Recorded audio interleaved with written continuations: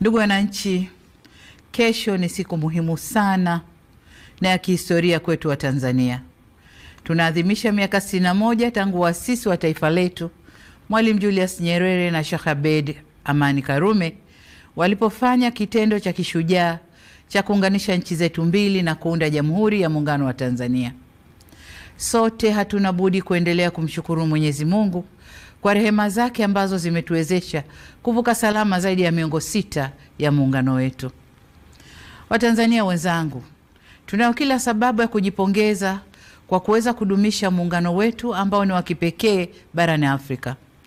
Kama alivyowahi kusema baba wa taifa Mwalimu Julius Kambarage Nyerere, ninamnukuu, Tanzania ni lulu ya pekee kabisa katika historia ya Afrika huru, mwisho wa kunukuu.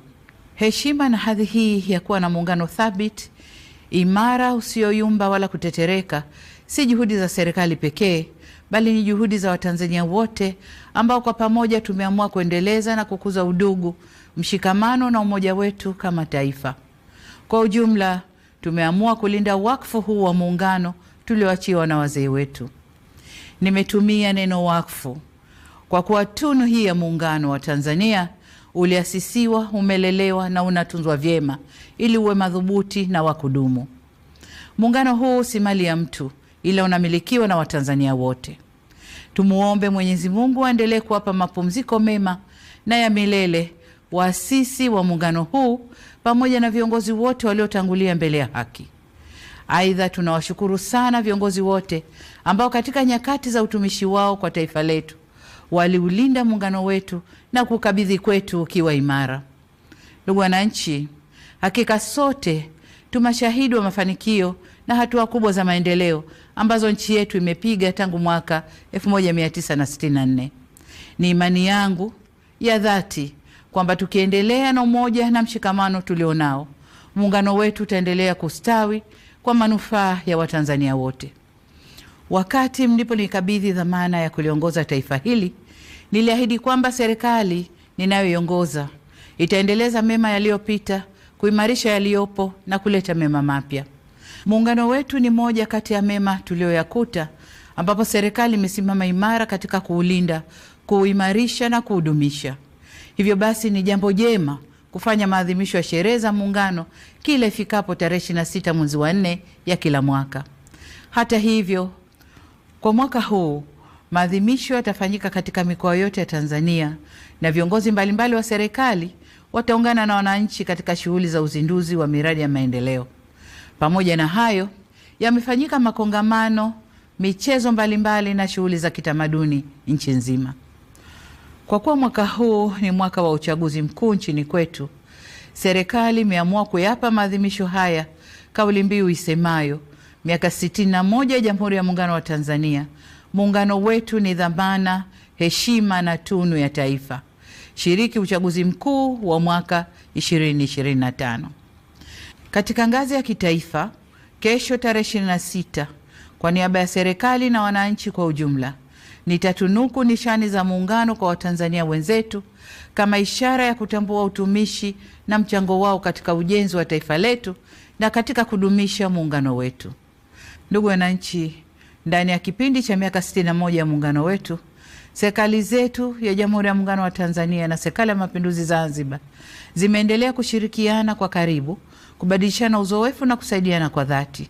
Ushirikiano huu umechochea kasi ya maendeleo ya kiuchumi, kisiasa, kijamii na kidiplomasia. Tumeweza kuimarisha amani na mshikamano wa kitaifa. Kuwepo kwa mafanikio hayo haina maana kwamba hatuna changamoto. La muhimu ni kwamba tumejiwekea mfumo mzuri wa kutatua changamoto zinapojitokeza. Hapa nataka niipongeze Ofisi ya Makamu wa Rais kwa kusimamia vyema masuala ya muungano. Aidha, ninawashukuru wote waliofanya makongamano ya kueleza faida, mafanikio na changamoto zilizojitokeza katika kipindi chote na jinsi zilivyofanyiwa kazi. Ndugu wananchi, ndani ya miongo 6 tumeweza kulinda uhuru wetu na mapinduzi matukufu ya Zanzibar dhidi ya matishio mbalimbali. Aidha, Tanzania imeendelea kushuhudia mabadiliko ya uongozi kidemokrasia, ambapo kila baada ya miaka 5 hufanyika uchaguzi wa viongozi wa kitaifa na wa serikali za mitaa. Zaidi ya hayo, muungano wetu unaendelea kuzingatia misingi ya utawala bora katika nyanja mbalimbali ikiwemo utawala wa sheria, haki za binadamu, uwazi, uwajibikaji na maridhiano. Demokrasia yetu imeendelea kukua na kuimarika, hususan kupitia falsafa yetu ya R4 ambayo itaendelea kuwa nyenzo muhimu ya kukuza ushiriki na ushirikishwaji wa wananchi kwenye masuala muhimu kwa mustakabali wa nchi yetu.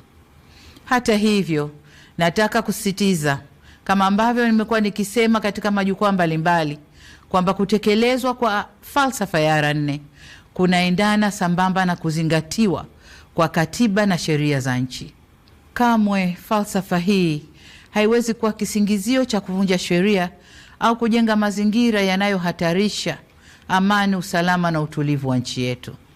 Dola ya Jamhuri ya Muungano wa Tanzania inasimamiwa na mihimili mitatu ambayo ni serikali, bunge na mahakama. Kwa pamoja kama nchi, tumeamua pia uendeshaji wa shughuli za nchi yetu ushirikishe taasisi nyingine za ndani na nje ya nchi, taasisi za serikali na zisizo za serikali, taasisi za kidini na za kiraia. Shughuli zote zinazofanywa na taasisi hizi zinaongozwa kwa mujibu wa Katiba ya Jamhuri ya Muungano wa Tanzania, Katiba ya Zanzibar, sheria na kanuni zinazotungwa na miongozo na makubaliano mbalimbali ya kitaifa na kimataifa. Nyenzo hizi nilizozitaja zimeeleza masharti na mipaka ya kazi kwa taasisi mbalimbali zinazofanya shughuli zake hapa nchini. Ili kuiwezesha serikali kuendelea kulinda haki za kiraia ikiwemo haki ya kujieleza na kutoa maoni, ni vyema sote tusivuke nje ya mipaka yetu. Tusisahau kwamba mfumo wa dola yetu ni kuongozana, kusimamiana na kuwajibishana. Ndugu wananchi, mwaka wa 61 wa muungano wetu umeangukia kwenye mwaka tunaokabiliwa na jambo kubwa la kidemokrasia nchini. Tutafanya uchaguzi wa kuwachagua rais wa Jamhuri ya Muungano wa Tanzania na rais wa Zanzibar na mwenyekiti wa Baraza la Mapinduzi, wabunge wa Bunge la Jamhuri ya Muungano wa Tanzania na wajumbe wa Baraza la Wawakilishi pamoja na madiwani. Ni matumaini yangu kuwa tutaendelea kudumisha sifa ya nchi yetu kuwa ni kitovu cha amani na nchi ya kidemokrasia iliyojengeka juu ya misingi ya uhuru na haki. Serikali imejipanga kuhakikisha kuwa mahitaji yote ya Tume Huru ya Taifa ya Uchaguzi yanapatikana kwa ukamilifu na kwa wakati. Aidha, tutafanya kila tuwezalo kuhakikisha kuwa uchaguzi unafanyika kwenye mazingira ya utulivu na amani katika kipindi chote cha matayarisho hadi wakati wa uchaguzi ili kuwa na uchaguzi huru na wa haki.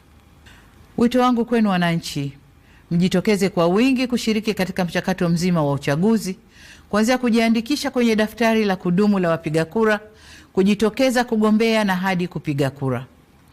Niwatake viongozi, wanachama na wafuasi wa vyama vya siasa tuzingatie taratibu na sheria za nchi. Uchaguzi huu uwe ni fursa ya kuimarisha zaidi umoja na demokrasia yetu ili tupate viongozi bora na walio imara.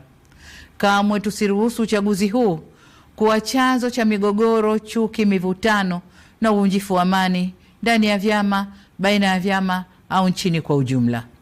Niseme kuwa hakuna aliye juu ya sheria na wote tunatakiwa kuendesha shughuli zetu za kisiasa tukizingatia kuwa amani na usalama wa nchi ndio kipaumbele cha kwanza.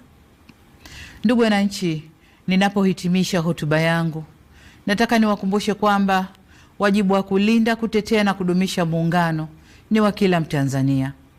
Waasisi wetu Mwalimu Nyerere na Sheikh Karume waliakisi muungano kwa kauli na matendo yao. Nasi hatuna budi kudumisha tunu hii ya taifa letu kwa kuimarisha misingi ya udugu, uzalendo, amani, mshikamano na umoja wa kitaifa. Hizo ndizo nguzo zinazoleta umadhubuti na uimara wa muungano huu.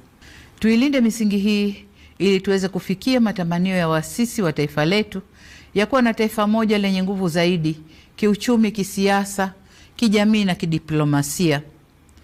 Kesho tunapofikia kilele cha maadhimisho ya miaka 61 ya muungano wetu katika mikoa na wilaya zetu zote za nchi nzima, nitumie fursa hii kukutakieni Watanzania wote maadhimisho mema ya miaka 61 ya muungano.